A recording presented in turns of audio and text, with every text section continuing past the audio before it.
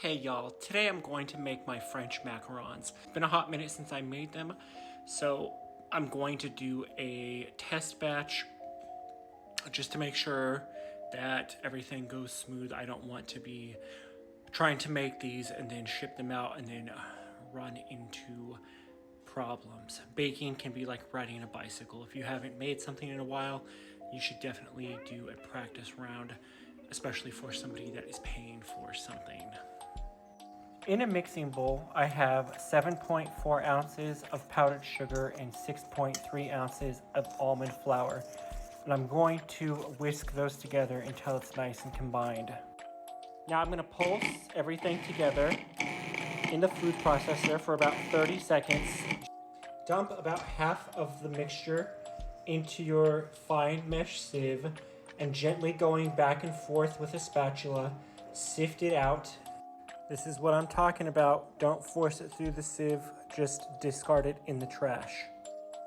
Here is the final result.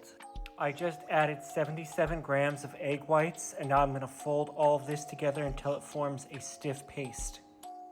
Here is what the paste will look like when it's all combined.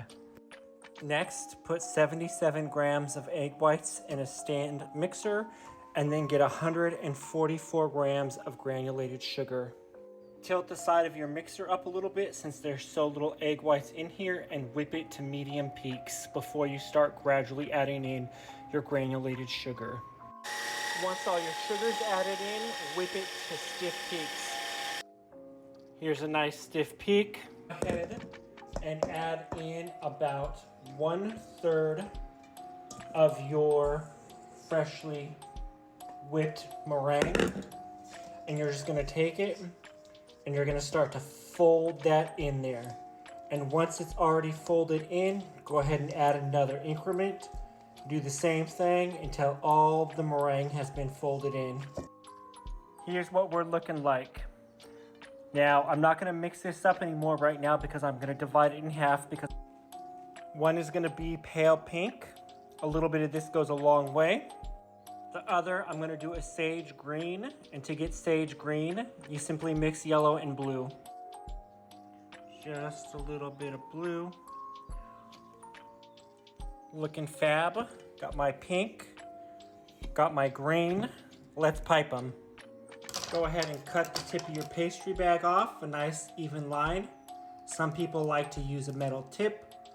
I do not. If you cut an even line, it should be just fine. And then you're going to gently twist your pastry bag.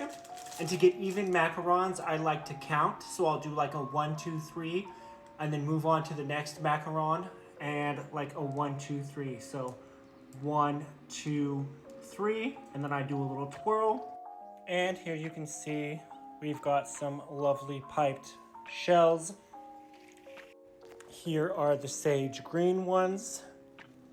I did about 3 sheet pans.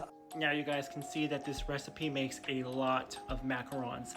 And these little silicone mats with the guides are a lifesaver. Now it's time to bake them. Take an empty sheet pan and put your macarons in it. This prevents them from rising too rapidly and splitting. It helps evenly distribute the heat. I'm going to start off with my oven at 200 degrees, and I'm going to do these for 12 minutes. Baking them at a low temperature first will allow them to form that shell on top, and then turning the temperature up after that shell has formed and hardened will allow them to rise and form their little ruffled feet. They've been in for 6 minutes, and I just rotated them. Time to rotate them again and crank the oven up to 325. I let them bake for another 15 minutes on 325. Look at that nice little ruffled edge we have right there. They have to completely cool before I try and take and peel them off the mat. I also only bake 1 pan at a time. So now I'm just letting my oven cool back down to 200 degrees before I put the next pan in. All right, y'all. They are done. Looking good. Look at those feetsies. Aren't those the sexiest macarons you've ever seen? So smooth, So pretty and so shiny.